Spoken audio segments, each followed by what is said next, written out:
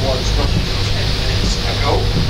The red line is the bottom of the loch or the canal, and the black area above the red is the water that's beneath us. So for the majority of the left-hand side of the screen, we were still in the canal as we were moving out of it. Then we came into the loch, all of a sudden it got deeper pretty quickly, where now we're in 142 meters of water, and we're still pretty close to the shore. The deepest we'll see during the journey is about 190 meters, the equivalent to 630 feet. Bottom right-hand corner, speed over ground in knots. That's the equivalent to around 11 miles per hour. And then we also have the water temperature in the bottom left corner there. That temperature reading is just the surface, and maybe the first half a meter of water or so. Beneath that, it's between 4 and 6 degrees Celsius all year round. All you need to know, that's pretty cold.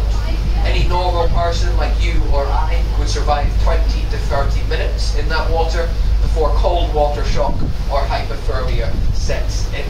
So do me a favour, stay on the boat, it's much, much warmer.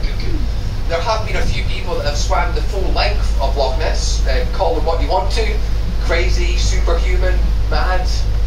The most recent one was about 6 or 7 weeks ago. A lady from Mexico called Arlene swam the length of the loch in 14 hours. So that's 23 miles she swam. And then there was another gentleman a couple of weeks ago called Ross, from somewhere in England, and 4 years ago Ross swam around the whole coast of Britain, the longest tidal swim in the world, something like 1900 miles. He came to Loch Ness wanting to break the previous record and spent over 72 hours in the loch. He didn't spend 72 hours, he spent 52 hours doing laps back and forth, before his safety boat had to pull him out of the water because he was exhausted, but he still broke the previous record. Now sonar. You can see in the black area, the water, there's lots of dots. A lot of those dots are going to be fish. Some of them could be interference, especially on the left-hand side there. You can see it's all muddled up, confused. It's essentially what it is. The last couple of weeks we've had a lot of rainfall after a pretty warm and dry summer. The rainfall has caused the river's levels to come up, bringing a lot more flow, putting a lot of debris in the water, trees and logs, and also bringing aerated water into the loch. So that's what it shows up there. The sonar, the way it finds fish, it sends a sound through the water. So in that sense, it's very similar to echolocation. Have you heard of that? Members of the animal kingdom use it, the simplified version of it. I'm not a scientist, but it's basically sending a sound wave in front of their head. If it hits an object, it will ping back, and they'll know to avoid that object.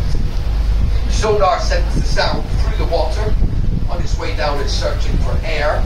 So when it sees a fish, it sees the swim bladder of that fish.